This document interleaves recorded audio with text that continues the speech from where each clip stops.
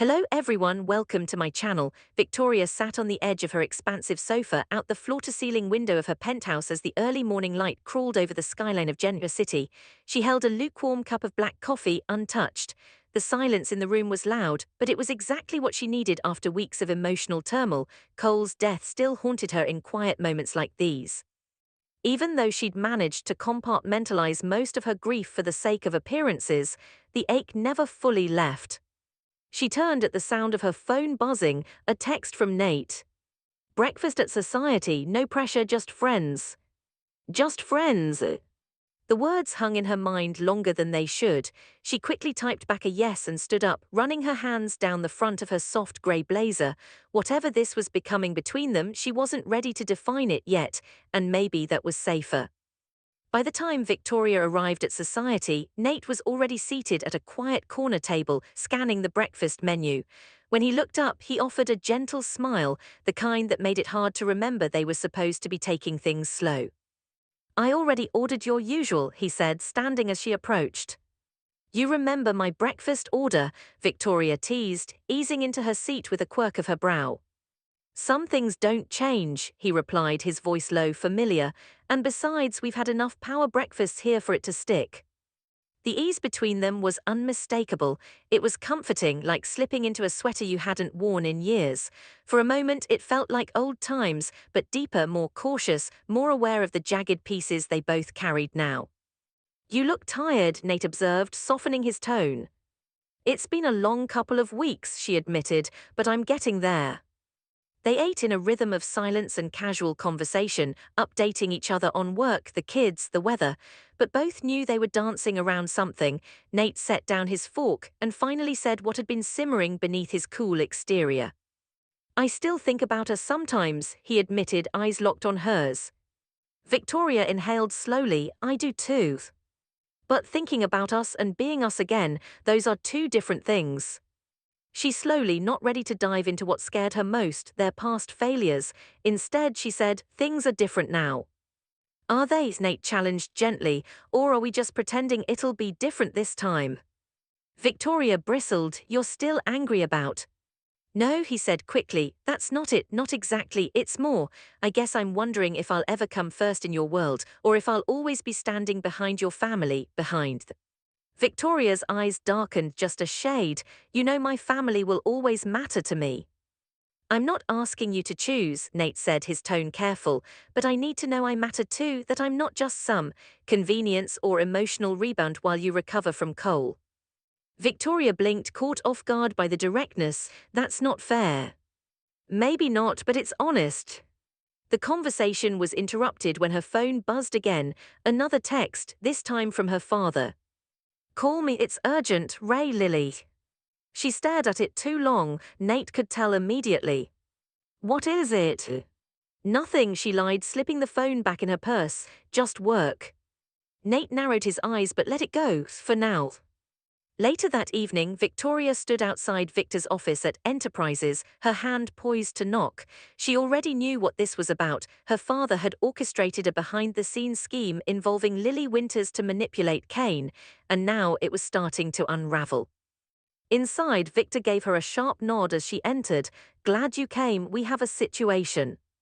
"I know," she said, voice clipped, "but I'm not sure I want to know the details."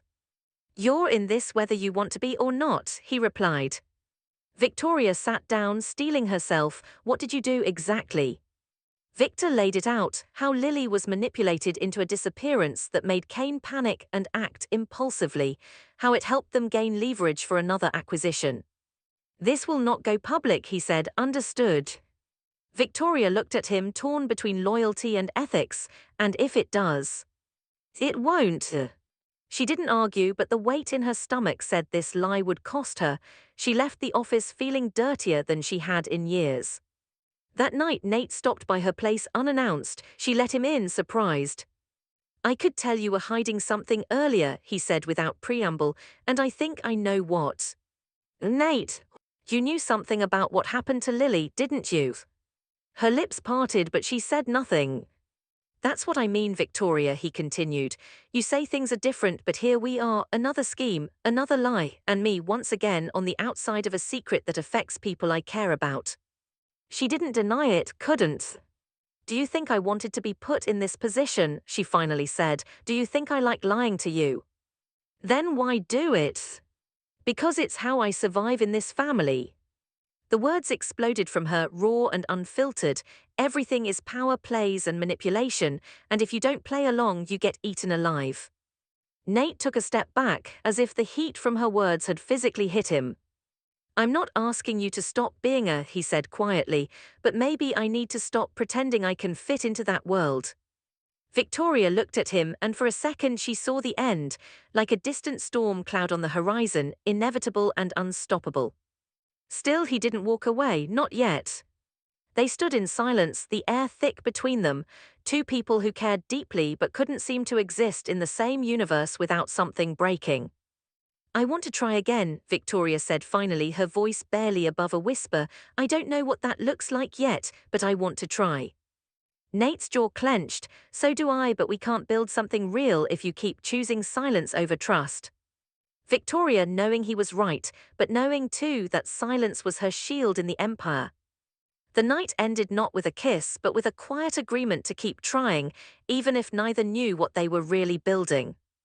But Victoria didn't sleep that night, not really. The next few days in Genoa City passed like a slow-moving storm, quiet but tense with undercurrents of something ready to break. Victoria buried herself in work, trying to mask her emotional turmoil with board meetings and executive summaries, but she couldn't get Nate out of her mind. His voice echoed in her head every time she caught herself covering up another secret or smoothing over one of Victor's calculated moves. Across town, Nate wasn't any better. He threw himself into medical charity work, filling his hours with patients and community outreach. But whenever he sat still, his thoughts drifted back to Victoria, her conflicted eyes, the weight of her family name pressing down on her, and the ache of knowing he might never be enough to compete with the legacy.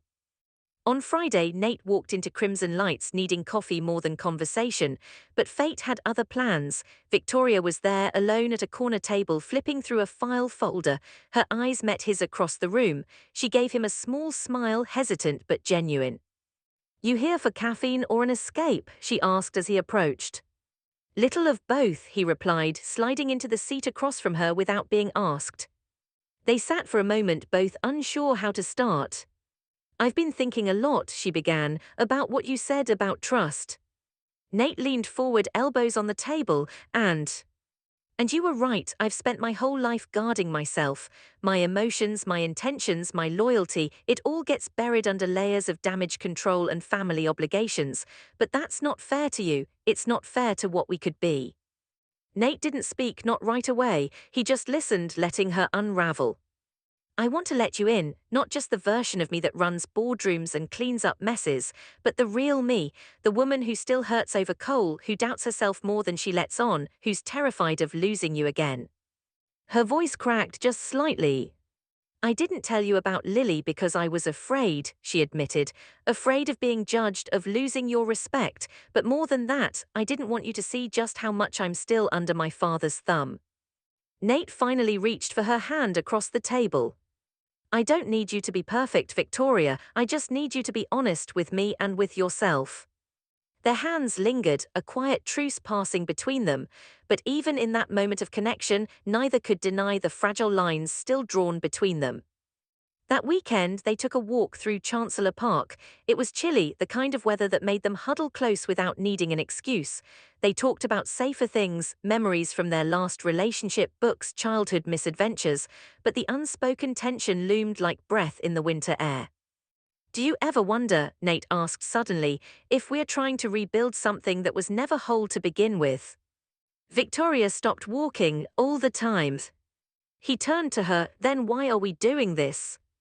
Because I think we're different now, stronger, maybe even wiser. Or maybe just more tired, he said with a bitter chuckle, tired of being alone, tired of starting over. She touched his face gently, that doesn't mean it isn't real. They kissed then, slow, tentative but undeniably charged with something deeper. It wasn't the fiery passion of their first run, this was different, softer, but also because it came with the hope that maybe they'd learned from their past. But as soon as they pulled apart, Victoria's phone rang. She sighed, it's Dad. Don't answer it, Nate urged. I have to, she said, already pulling the phone from her coat. It could be about the fallout with Lily. And just like that, reality intruded again. Later that evening, Nate sat alone in his apartment at his untouched dinner. He hoped this time would be different, but the would always come first. No matter how sincere Victoria's feelings were, her loyalty was always going to split down the middle, and he wasn't sure how long he could live with being the second priority. The next day, Charles appeared in town again, like a shadow that refused to fade. She crossed paths with Nate at a business event, her confidence as sharp as ever. You and Victoria, huh? She said, swirling wine in her glass. Can't say I didn't see that one coming. History has a way of repeating itself. Nate raised a brow. What do you want? Nothing, she said with a smile. Just here to watch the inevitable crash. You know it won't work. She's married to her legacy. You're just a momentary escape. The words strung more than he cared to admit. Victoria tried her best to prove wrong. She made an effort, texting during the day, planning quiet nights in, even pushing back on her father's demands. But every step forward was shadowed by another scandal, another secret, another situation she couldn't share. And then it happened. The truth about Lily's kidnapping leaked to the press. All eyes turned to Enterprises and the board demanded answers. Victor was silent, stone-faced. Victoria was summoned to speak on the company's behalf. Nate watched the press conference from his office, heart heavy. Victoria stood at the podium, composed and polished, defending a story that wasn't entirely true. She didn't name names, she didn't betray her father, but she also didn't admit the truth. When it was over, she called Nate. Can we talk? They met at her place again. The energy was different now, tense, inevitable. I couldn't throw my family under the bus, she said as soon as he walked in. I know, but I didn't lie either. I tried to protect everyone's. You always do, Nate said, but what about protecting us? She exhaled, shaking her head. Maybe I don't know how. They stood in silence, the weight of their choices bearing down on them. I love you, she said suddenly. Nate blinked. What? I love you, she repeated, but I don't know how to love you without dragging you into the war zone that is my family. He took a long breath. Maybe love isn't supposed to feel like war. Victoria's eyes welled up, but she didn't cry. She just looked at him, really looked at him. I wanted this to work, she whispered. So did I. But maybe it's not about love, Nate said. Maybe it's about timing and trust and priorities.